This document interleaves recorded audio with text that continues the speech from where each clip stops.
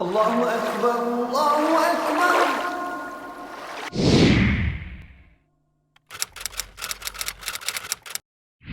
Allahu Akbar, Allahu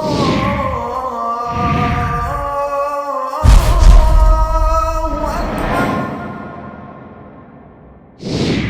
Donc l'authenticité du texte coranique pour les coranistes, c'est justement une chose qui, eux, ne se base que sur la théorie qui a été réfutée bien sûr par les savants de la Sunna, par les savants de l'islam, à savoir que le 19 est ce chiffre qui correspond à l'authenticité du Coran et que si l'on fait des calculs et que l'on ne tombe pas sur le 19 concernant la basmala ou certaines sourates, etc., nous sommes dans le faux, et cela selon un prophète américain d'origine égyptienne. Hasha lillah, selon un messager d'origine égyptienne dont nous parlerons et dont nous réfuterons la théorie, la vile théorie prochainement. Ils les ont persécutés. Car le sacrifice n'est pas le simple fait des partisans du prophète sallallahu alayhi wa sallam, des Ansar et des Muhajirin, non, mais de tous les prophètes par rapport à leur peuple. C'est-à-dire que certains prophètes n'avaient même pas de compagnons, mais qu'ils étaient quand même persécutés. On s'attaquait à une personne comme Ibrahim alayhi salam, quand il a été catapulté dans le grand brasier, et qu'Allah a ordonné au rih, Kuni bardan wa salaman ala Ibrahim, afin que celui-ci ne brûle pas dans le feu. إن الحمد لله نحمده ونستعينه ونستغفره ونعوذ بالله من شرور أنفسنا وسيئات أعمالنا من يهد الله فلا مضل له ومن يضلل فلا هادي له وأشهد أن لا إله إلا الله وحده لا شريك له وأشهد أن محمدا عبده ورسوله أما بعد. Le Coran et ses divisions, le Coran et ses sections, la manière dont le Coran a été organisé, divisé, est un sujet essentiel. C'est pour cela que tout d'abord, il faut comprendre que le Coran est ce terme qui est le nom exact du livre sacré des musulmans, qui figure plusieurs fois dans le Kitab, à la Sourah 2, Al-Baqarah, verset 185, ainsi que dans d'autres. Le mot Coran y est un nom infinitif, tiré de la racine qara'a, signifiant initialement il a rassemblé des choses, ou il a lu, ou encore il a récité. Et le livre est ainsi nommé à la fois parce que c'est un recueil des meilleurs enseignements religieux et aussi parce que c'est un livre qui est ou qui doit être lu. Yuqara. En fait, c'est le livre le plus lu du monde entier. Pourquoi est-ce le livre le plus lu du monde entier ? Parce que ce livre se lit, se finit, se termine toutes les semaines, tous les mois, tous les 3 jours, en fonction du rythme que l'on choisit pour le lire. C'est-à-dire que tous les livres qui sont imprimés dans le monde entier ne sont pas autant lus uniquement, individuellement, telle la lecture du Coran. C'est pour ça que le Coran porte ce nom. Donc, en plus d'être le livre le plus lu du monde entier, il est clairement affirmé que c'est une révélation divine, venue du Seigneur des mondes, Rabbul Alamin, Surah 26, verset 192, ou une révélation venue d'Allah, le puissant, le sage, Surah 39, verset 1, et d'autres occurrences. Et ainsi de suite, jusqu'à ce que l'on comprenne que le prophète sallallahu alayhi wa sallam l'a reçu, que ce livre lui a été envoyé à la Surah 47, verset 2, ayant été révélé à son cœur par l'intermédiaire du Saint-Esprit. Par cœur, à son cœur, par cœur, et par l'intermédiaire de Jibril, Ar-Ruh, alayhi salam, Ar-Ruh al-Qudus, le Saint-Esprit. Et ceci à la Surah 26, au verset 193 et 194. La première révélation fut faite au prophète au cours du mois de Ramadan. Surah 2, verset 185, la 25e ou la 27e nuit de ce mois-ci, Laylatul Qadr, cela étant clairement cité, cela étant mentionné à la Surah portant ce nom, Suratul Qadr, au verset 2. Verset 2. Mais avant cela au verset 1. Dans la langue arabe, Arabiyyun mubin, Qur'anun Arabiyyun mubin. Et ceci étant indiqué à la Surah 44 au verset 58, ainsi qu'à la Surah 43 initialement au verset 3. Le Coran est nommé de différentes manières par Allah lui-même, par celui qui l'a révélé. À savoir que le Coran porte plusieurs épithètes.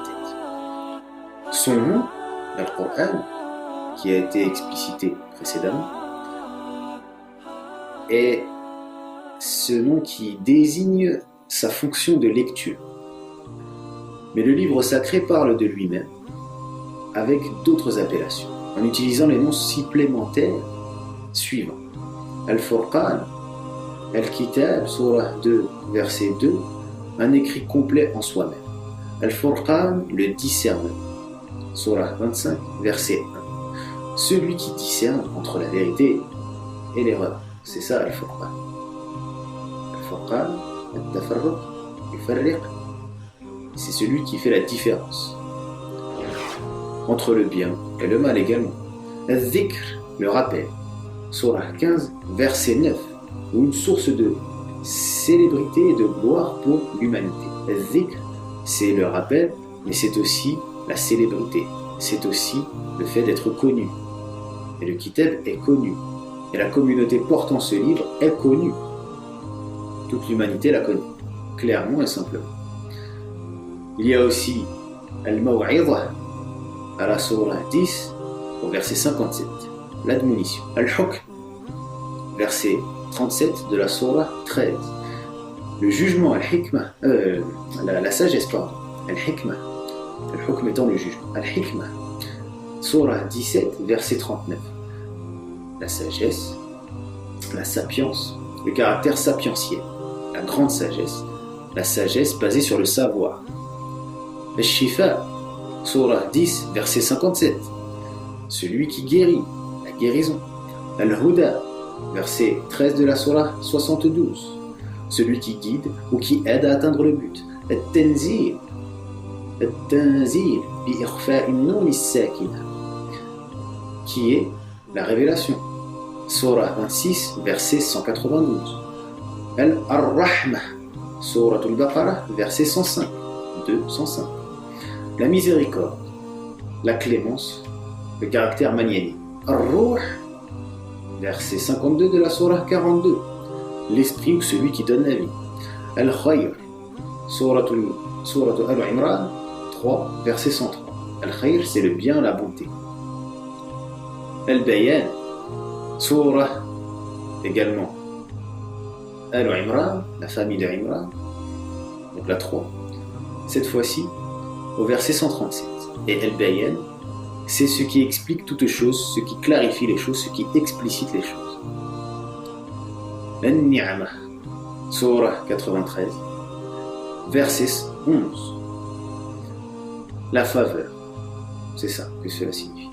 Al-Burhan, Surah 4, verset 175. Le raisonnement clair. Al-Qayyim, qui est la Surah numéro 18, le verset 2, ce qui signifie le conservateur.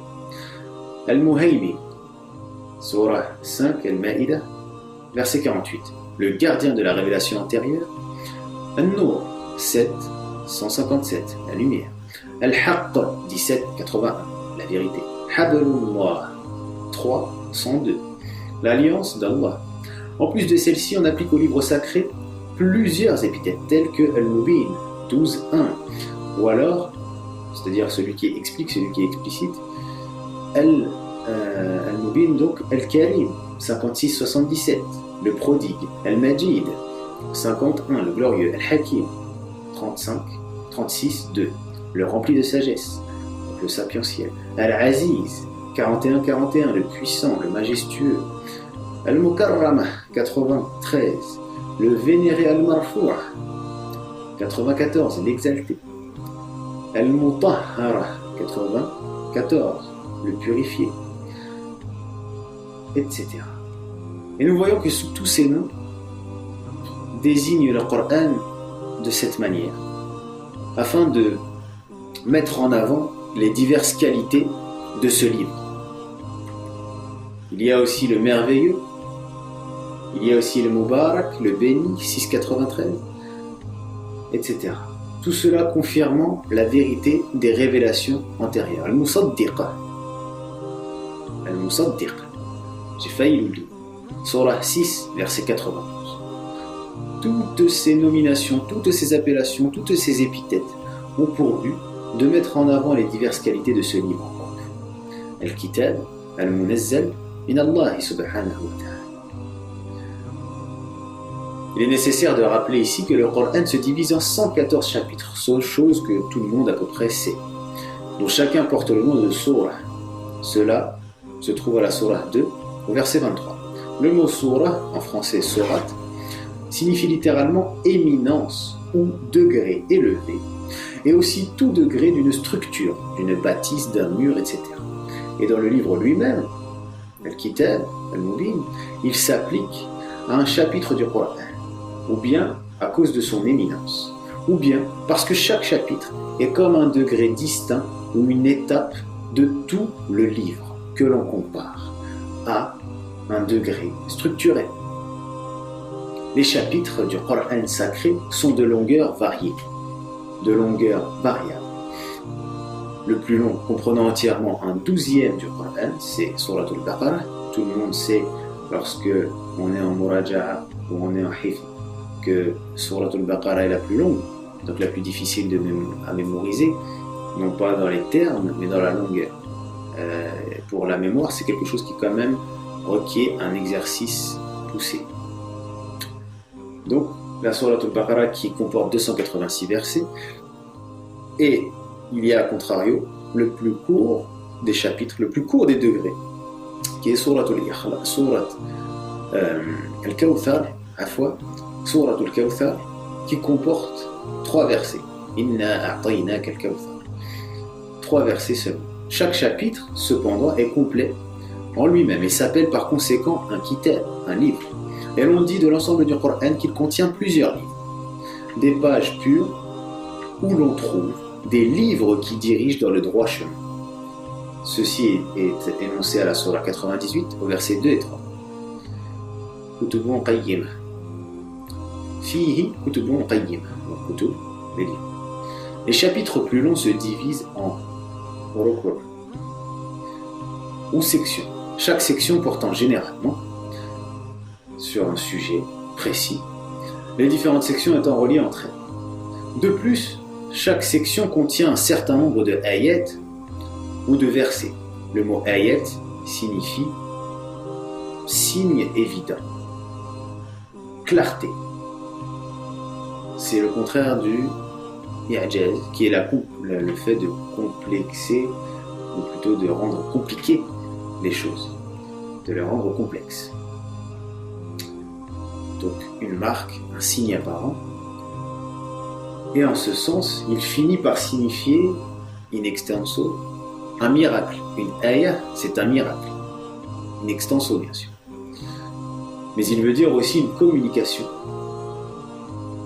établie entre Dieu et ses serviteurs, ou un message de Dieu, et s'applique comme tel à un verset du Coran sacré, de même qu'à une révélation ou à une loi. C'est-à-dire que voilà, lorsqu'il y a un kitab, une surah, nous sommes ici en présence de sections composées de ayat. Et une ayat peut désigner un miracle, peut désigner un signe évident, peut désigner une marque, alama, ila akhir. Ainsi, les ayats s'appliquent au Coran sacré, de même qu'à une révélation, de même qu'à un message transmis par inspiration. Les ayats, c'est cela que cela signifie en langue arabe. Chaque chapitre du Coran, sauf les 35 derniers, se divise en sections, le plus grand nombre de sections dans un chapitre étant de 40. Et chaque section, ainsi que chaque chapitre d'une seule section, se divise en un certain nombre de versets. Le nombre total de versets dans le Coran sacré, le Coran honoré, est de 6247 ou 6360, si nous ajoutons à chaque chapitre le verset considéré par certains ou non, par d'autres oui, par certains comme étant un verset, certains disent que ce n'est pas un verset, la basmala, c'est-à-dire Bismillahir Rahmanir Rahim. Et ainsi, toutes ces sections ont été mises en avant et ont été utilisées pour organiser le Coran au fin de la récitation. Le Coran sacré se divise en 30 parties égales, de longueur, sans lien, juz, qui celles-ci vont permettre au lecteur de le terminer en un mois. Chaque jour, tu lis un juz, tu finis le Coran en un mois. Al-Khitma, la lecture complète du Coran, est finie, est accomplie en un mois si tu suis cette méthode, si tu suis la division en juz. Mais si tu la suis par exemple en manazil, le Coran est divisé en 7 manazil, alors là, à ce moment-là, en reprenant la méthode de Abu Imara, Hamza al-Zayyad, lui, qui prenait, parmi les salaf salih, le temps d'une semaine pour finir la qira'a, pour finir la tilawa. Et c'est justement cela qui a été utilisé par ceux qui ont suivi directement le prophète alayhi salatu wassalam, puisque les manazil remontent au prophète alayhi salatu wassalam. On appelle ça aussi portion en français. Manzil, c'est une portion. Ces divisions, les divisions du Coran, n'ont rien à voir avec le contenu du Coran en soi. C'est simplement pour la lecture. C'est simplement pour qu'il y ait un repérage. Tout cela, bien sûr, sous la direction prophétique. La révélation a été faite de manière graduée, par bribes. Le Coran n'a pas été amené comme demandaient les mouchrikines au prophète sallallahu alayhi wa sallam, comme demandaient les mouchrikoun, qu'ils descendent jumlatan wahida, qu'ils descendent d'un seul trait, en une seule phrase, entre guillemets, d'un seul trait, d'un bloc. Alors qu'en réalité, le Coran a été révélé de manière graduée, en fonction des situations. Ainsi, comme il est dit dans la sourate 25, verset 32, par bribes au cours d'une période de 23 ans. En règle générale, les chapitres les plus courts et certains des chapitres plus longs ont été révélés en entier d'un seul coup, alors que la révélation de la majorité des chapitres plus longs et de quelques chapitres plus courts s'est faite sur plusieurs années. L'usage fut, comme on le verra plus loin, que lorsqu'un chapitre était révélé en plusieurs parties, le saint prophète a spécifié, guidé par Allah subhanahu wa ta'ala, la place du verset révélé, de sorte que la disposition des versets dans chaque chapitre fut entièrement son œuvre, l'œuvre du prophète. De la même façon, lorsqu'une partie considérable fut révélée à une date ultérieure, la disposition des chapitres fut aussi l'œuvre du saint prophète lui-même.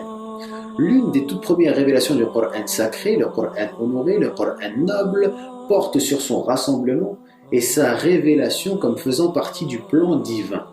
Sur nous repose son rassemblement et sa récitation. Surah 75, verset 17. Le rassemblement du Coran sacré, c'est-à-dire l'agencement de ces versets et de ces chapitres, fut par conséquent un travail exécuté par le saint prophète lui-même, sous la conduite divine, et c'est une erreur de croire qu'Abu Bakr as-Siddiq, Abdullah ibn Abi Quhafa ou Uthman ibn Affan auraient colligé le Coran. Abdullah ibn Abi Quhafa, c'est le nom de Abu Bakr as-Siddiq, qui n'est qu'un laqab, c'est un surnom Abu Bakr.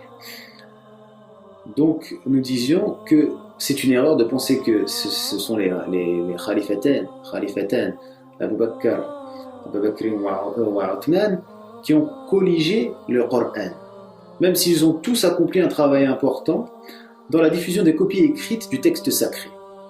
Abu Bakr a écrit la première copie complète, en disposant les manuscrits rédigés du temps du saint prophète, selon l'ordre de la récitation orale du temps du prophète. L'œuvre de Uthman, par ailleurs, consista à commander des copies tirées du manuscrit écrit du temps d'Abu Bakr et à placer ces copies dans les divers centres d'études islamiques, afin que les copistes du Coran sacré puissent suivre la copie standard, pour qu'il y ait un équilibre. Le texte du Coran sacré a ainsi été protégé de toutes altérations. ou corruption selon la promesse divine, al-wa'd, qui n'est autre que Inna nahnu nazzalna al-Qur'an wa inna lahu lahafizun. Nous l'avons certes descendu, nous avons descendu cette lecture sur le Qur'an, et nous en sommes certes le garant. Ainsi, cela a été aussi, cela a été aussi le fait, bien sûr, de la main. La main humaine est passée par là, mais selon la guidance prophétique, basée sur la guidance divine. Et donc, cette sourate 15, verset 9, nous le dit clairement, qu'Allah est le gardien, il a fait descendre le Coran, et c'est lui qui le garde, c'est lui qui le protège. Le sujet de l'authenticité du texte du Coran sacré sera discuté prochainement. Étant donné le fait que les diverses sectes, dont la secte coraniste qui remet en doute la véracité et l'authenticité de la sunna du prophète, c'est-à-dire que oui, les textes du hadith ont été écrits 300 ans après le prophète, etc. Tous ces mensonges-là, tous ces gens-là qui oublient as-sahifatu as-sadiqa ou as-sahifatu as-sahiha, par exemple, de l'élève de Abu Huraira, ou du fils de Amr ibn al-As, et d'autres kutub, d'autres suhuf de hadith qui, dès l'époque du prophète sallallahu alayhi wa sallam, existaient. Et après sa mort, juste après sa mort, quand les Sahaba ont rassemblé cela, au même titre qu'ils ont rassemblé le Coran. Donc l'authenticité du texte coranique pour les coranistes, c'est justement une chose qui, eux, ne se base que sur la théorie qui a été réfutée bien sûr par les savants de la Sunna, par les savants de l'islam, à savoir que le 19 est ce chiffre qui correspond à l'authenticité du Coran, et que si l'on fait des calculs et que l'on ne tombe pas sur le 19 concernant la basmala ou certaines sourates, etc., nous sommes dans le faux, et cela selon un prophète américain d'origine égyptienne. Hasha lillah, selon un messager d'origine égyptienne dont nous parlerons et dont nous réfuterons la théorie, la vile théorie prochainement. Donc pour ces gens-là qui suivent cette secte coraniste, il est question pour eux de se remettre en question, puisque l'écriture et la compilation du Coran a été faite de la même manière que celle des sihah, que celle des sunnah. Et donc cela justement, subhanallah, devrait prendre exemple sur cela et devrait étudier bien plus avant de l'ouvrir, devrait étudier bien plus avant de prétendre qu'un prophète, qu'un messager qui aurait été cité dans la sourate 3 verset 81 serait venu au XXe siècle et aurait intégré le Coran dans un ordinateur et l'aurait fait faire des calculs, etc. Celui-là qui a retiré les deux derniers versets de sourate At-Tawbah. Voilà. Donc ces gens-là qui sont dans le faux devraient d'abord apprendre l'histoire de la compilation du Coran avant de s'avancer sur la compilation des Sihah. Donc il est question pour eux déjà de connaître les révélations de Mecca et de Médine, et pour tout musulman, que le Coran est composé de révélations descendues à Mecca et de révélations descendues à Al-Madina, anciennement Yathrib, devenu Al-Tayyiba, Al-Madina, Al-Munawwara, la ville du prophète, la ville où le prophète et ses compagnons ont émigré. Et donc, il est nécessaire de comprendre qu'une autre division du livre sacré concerne les révélations de Mecca et de Médine. Des 23 années sur lesquelles le livre entier s'étend, le saint prophète en passa 13 à Mecca et 10 à Al-Madina. 13 à Mecca, où il a dû lutter sans, cette fois-ci, se rebeller, et 10 à Al-Madina, où cette fois-ci il était libre, où cette fois-ci il a établi un état islamique, un état régi par la loi d'Allah subhanahu wa ta'ala.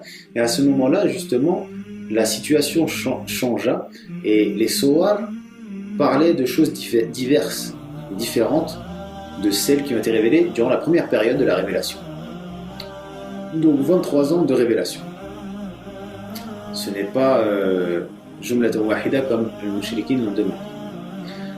Ainsi, des 23 années sur lesquelles le livre s'est étendu, Subhanallah, Subhanallah,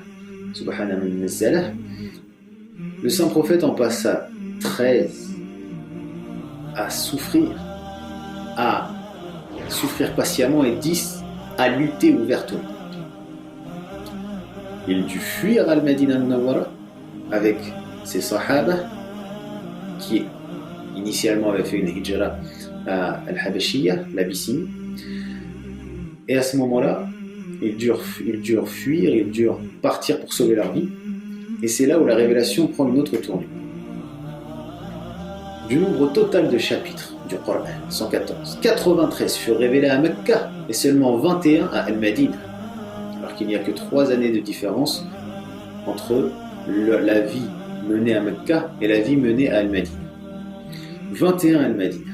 Mais le 110e chapitre, même s'il appartient à la période de Madinah, fut révélé à Mecca durant le célèbre pèlerinage d'adieu Hajjatul Wada'. Les chapitres de Madinah, en général plus longs, contiennent en réalité environ un tiers de tout le Coran. Dans l'agencement, la révélation de Mecca s'entremêle avec celle de Al-Madinah. Ainsi, le Coran sacré s'ouvre sur une révélation intitulée Le commencement, Al-Fatiha, et continue avec 4 chapitres révélés à Al-Madinah et qui occupent plus du 5e de tout le livre. Viennent ensuite, alternativement, des révélations de Mecca et de Madinah. Quant aux dates de la révélation des différents chapitres de Mecca, il est difficile d'attribuer une année en particulier à chaque chapitre, sauf en de rares cas, mais grosso modo, on peut les diviser en 3 groupes. Les révélations du début de la période de Mecca, c'est-à-dire de la première année à la 5e. Les 5 premières années, c'est la première partie de la révélation. Les révélations du milieu de la période de Mecca, c'est-à-dire de la 6e à la 10e année. Et celle de la fin de la période de Mecca, c'est-à-dire de la 11e année jusqu'à la Hijra, l'Hijra. Les dates des chapitres de Al-Madinah, par ailleurs, sont raisonnablement sûres et précises. Mais la difficulté dans ce cas est que la révélation des chapitres plus longs s'étale sur de longues périodes. Et un chapitre qui appartient sans doute au premier jour passé à Al-Madinah contient parfois des versets révélés au cours des derniers jours de la vie du prophète sallallahu alayhi wa sallam. Tout à fait logique. Alayhi salatu wa sallam. Compte tenu de ces remarques, on peut attribuer approximativement les dates suivantes, écoutez bien, aux différents chapitres au groupe de chapitres. Début de la période de Mecca, 60 chapitres. 1, 17 à 21, 50 à 56, 67 à 109, 111 à 114. Toutes celles-là, c'est durant la période de Mecca, 60 chapitres. Milieu de la période de Mecca, 17 chapitres, 29 à 32, 34, 40 à 39 et 40 à 46. Fin de la période de Mecca, juste avant la Hijra, 15 chapitres, 6, 7, 10 à 16, 22, 23, 25 à 28. Après la Hijra, de la première année à la seconde année, 6 chapitres. De la 5e à la 8e année, 9 chapitres. De la 9e à la 10e année, 4 chapitres. Donc pour les 6 premiers chapitres d'Al-Madinah, 2, 8, 47, 61, 62 et 64. Pour la période de la 3e et la 4e année, nous avons les 3 chapitres 3, 58 et 59. Ensuite, de la 5e à la 8e, nous avons le 4, le 5, la Sourate 24, 20, 33, 48, 57, 60, 63 et 65. Et ensuite, pour la dernière période de la Hijra de l'année 9 à l'année 10, la mort du prophète, sallallahu alayhi wa sallam, avant la mort du prophète, 4 chapitres, 9, 49, 66, 110. Et il est très important de comprendre, d'apprendre et de mémoriser les diverses périodes et les divers chapitres et leurs moments de révélation et dans quel contexte ont-ils été révélés.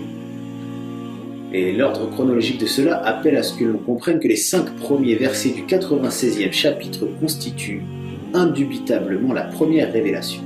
Et il est certain qu'ils furent suivis de la première partie du 74e chapitre, 96, Iqra bismi rabbika alladhi khalaqa, khalaqa al-insana min 'alaqa, Iqra wa rabbuka al-akram, alladhi 'allama bil qalam, 'allama al-insana ma lam ya'lam.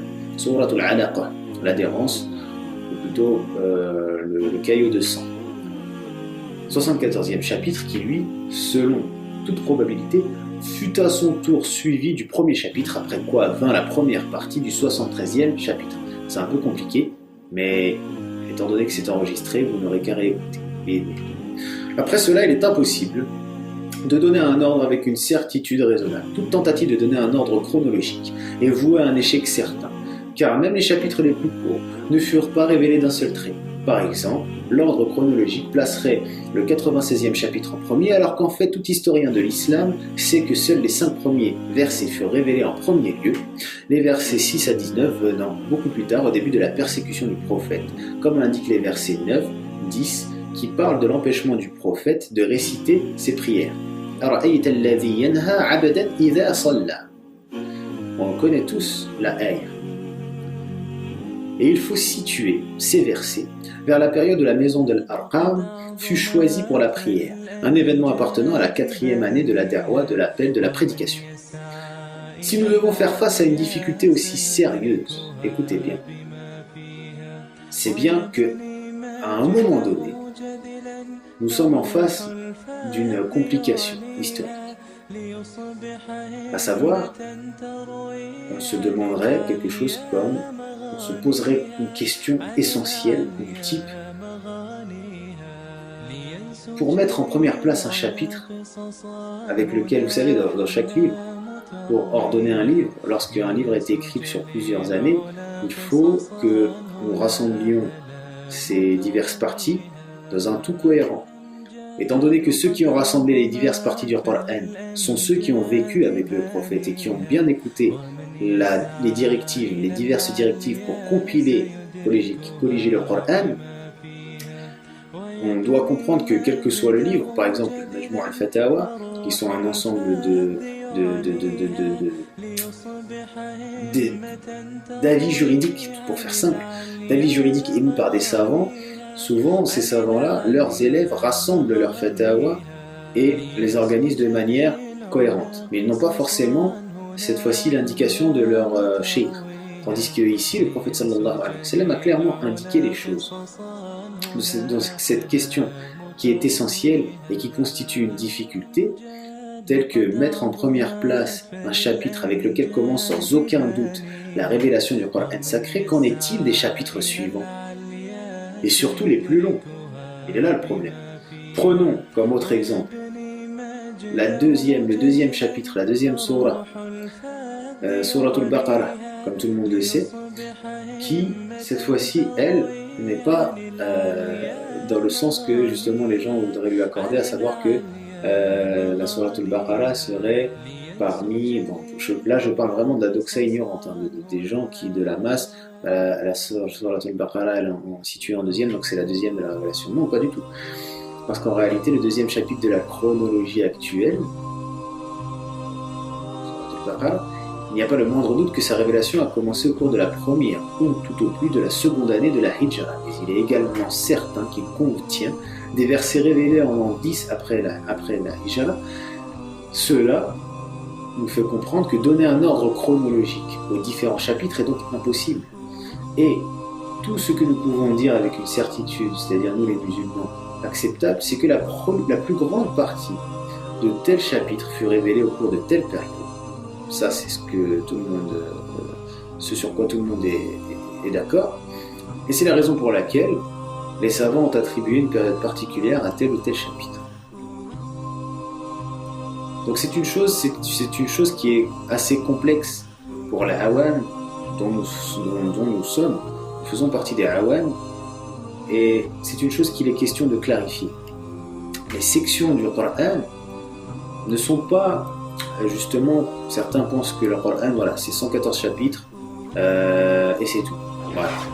Ou 30 parties à la limite, ou comme 7 hizb pour ceux qui apprennent le Coran et ceux qui savent ce que c'est. Donc dans un juz, on a 2 hizb en moyenne, ce qui fait qu'on a 30 juz, on a 60 hizb. Et cela fait que les gens, dans leur inconscient, dans leur subconscient, pensent que les sections n'ont pas d'importance. Et cela est démenti par le fait que les révélations de Mecca et de Médina s'entremêlent dans la disposition finale du Coran. La première chose qui frappe le lecteur du Coran dans la disposition actuelle est que les révélations de Mecca et de Médina s'entremêlent. Il doit certainement y avoir quelques raisons à cette disposition. Et pour la découvrir, ensemble, nous devons trouver les caractéristiques principales qui distinguent les révélations de Mecca de celles de Al-Madina. Le contraste entre les deux montre clairement que si les révélations de Mecca établissent les musulmans dans la foi en Dieu, la révélation d'Al-Madinah vise à traduire la foi dans les actes. Il est vrai que dans la révélation de Mecca, on rencontre des exhortations à faire de bonnes et nobles actions, et qu'il apparaît encore dans la révélation d'Al-Madinah que la foi doit être la base sur laquelle s'érige la structure des bonnes actions. Mais pour l'essentiel, dans la première, on met l'accent sur la foi en un Dieu omniprésent et omnipotent qui récompense ou punit toute action bonne ou mauvaise, alors que la dernière traite principalement de ce qui est bon et de ce qui est mauvais. Et en d'autres mots, c'est ce que l'on appelle les détails de la loi,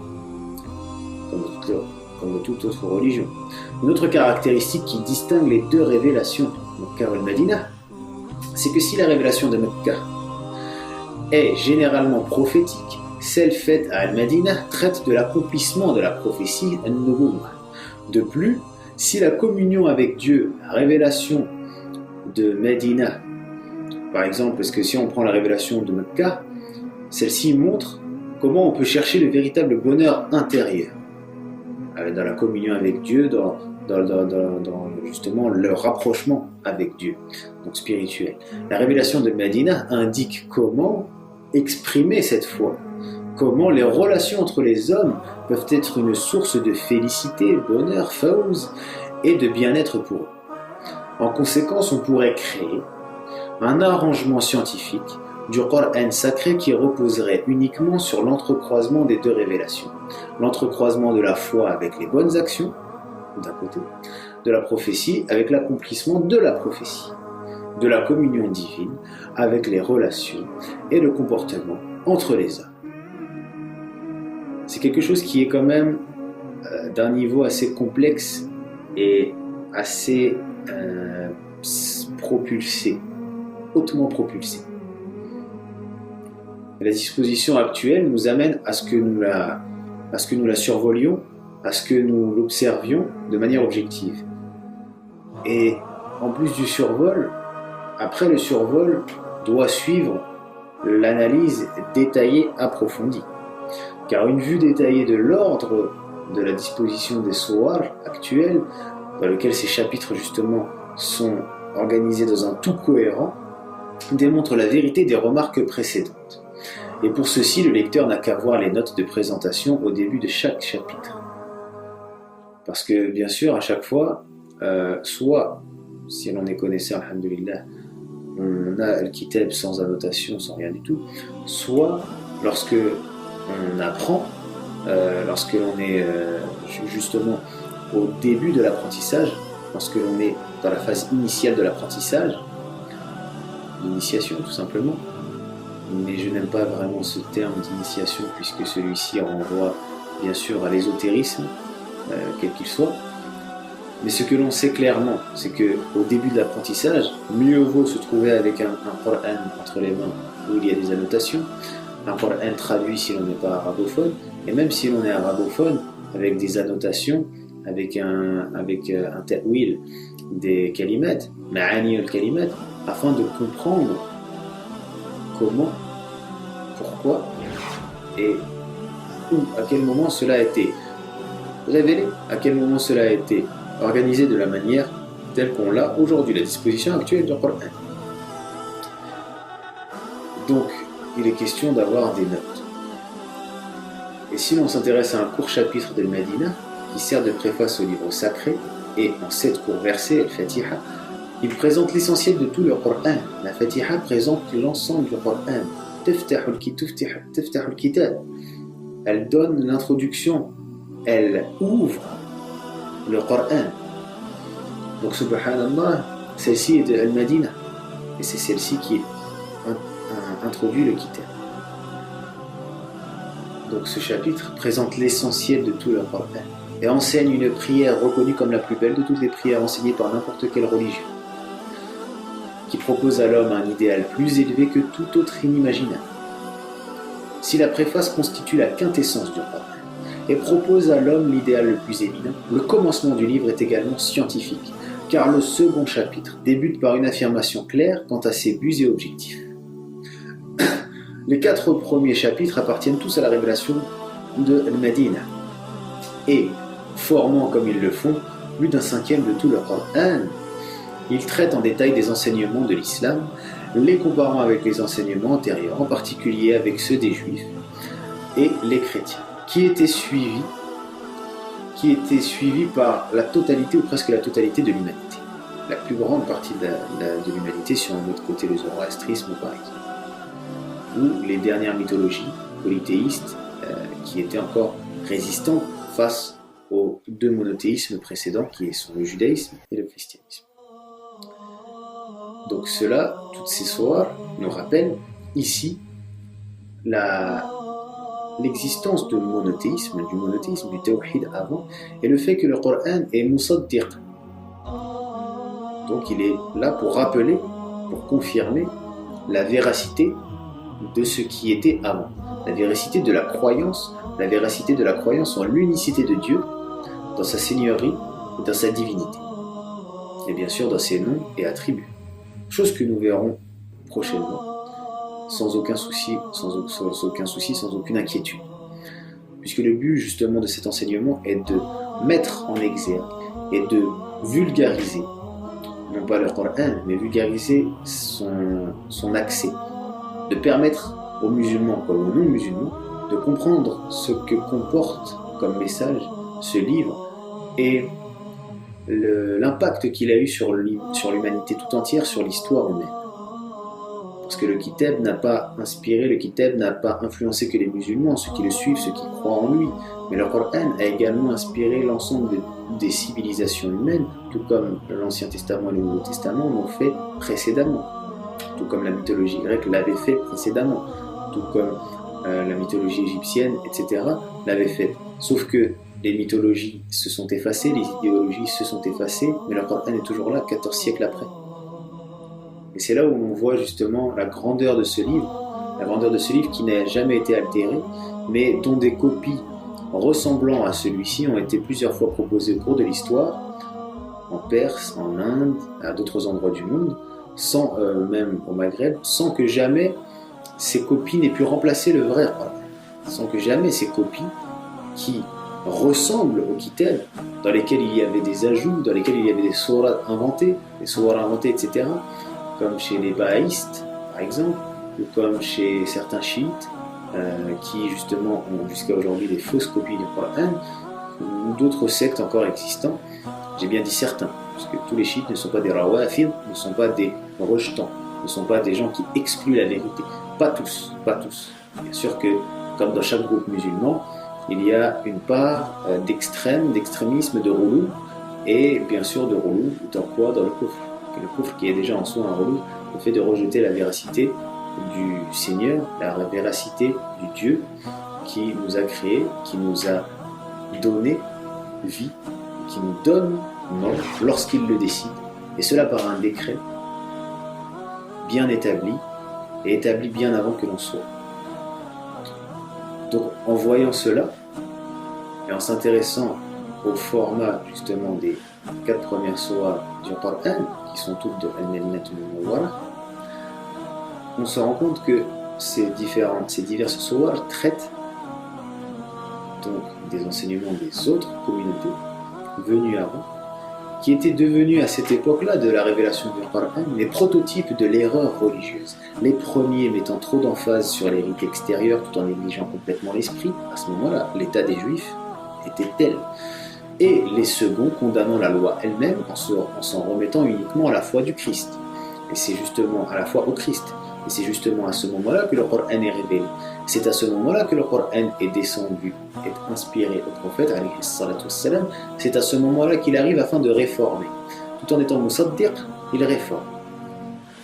Il rappelle la véracité des messages précédents, mais il réforme les erreurs religieuses qui ont été justement causées par ces diverses communautés, juives et chrétiennes.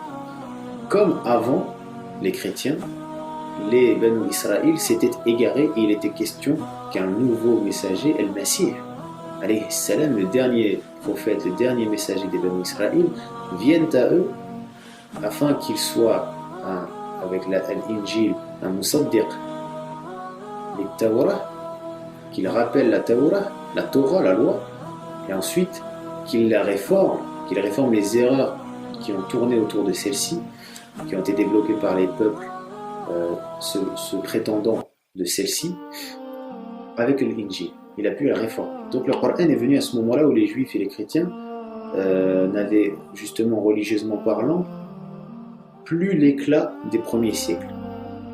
Et c'est bien sûr avec la descente du Coran que les Juifs et les chrétiens, ainsi que les musulmans et que l'ensemble de l'humanité, va marcher d'un nouveau pas. Cette révélation est une révolution pour les êtres humains. Cette révélation est, bien sûr, musaddiqa lima bayna aydihim, mais aussi une réforme. C'est ainsi que la majeure partie de la loi islamique traitant de la vie individuelle, shari'atullah, domestique et civique de l'homme, se trouve dans ces 4 chapitres. Subhanallah. Suivent 2 des plus longs chapitres de Mecca, dont le premier traite en détail de la doctrine de l'unicité divine et tawhid, et le second du rôle du prophète sallallahu alayhi wa sallam. Ce dernier chapitre illustre la doctrine du prophétisme en regard de l'histoire de certains prophètes bien connus. Ces 2 chapitres sont à nouveau suivis de 2 chapitres de Al-Madina adaptés au contexte, car ils démontrent comment les adversaires de la vérité, tels que révélés par le prophète, furent traités. Le premier des 2, le 8e, parle de leur échec dans un premier affrontement à la bataille de Badr, et le second, 9e, de leur défaite finale. Subhanallah. Encore une fois, l'histoire dit vrai. Vient ensuite un groupe de 7 chapitres de Mecca, le groupe Alif Lam Ra, et Justement, on se rend compte que le Coran a été descendu de manière historique. Donc tout musulman au monde qui dirait pourquoi non, parce que les gens qui sont imprégnés par l'islam sans en être forcément des partisans, sans être de cette confession, toute personne qui dirait que l'histoire est totalement inutile est une personne qui a un esprit de bas étage, qui a un esprit faible. Dans le sens où cette personne-là n'a pas analysé le sens de sa propre existence, le sens de son essence même. L'histoire est là partout. Et c'est pour cela que nous enseignons au sein de l'ICPAI l'histoire humaine. C'est pour ça que l'ICPAI est décliné comme étant un institut civilisationniste, parce que sa position est sur le terrain civilisationnel, et tel un phare éclairant l'obscur océan, afin que le navire puisse arriver à bon port.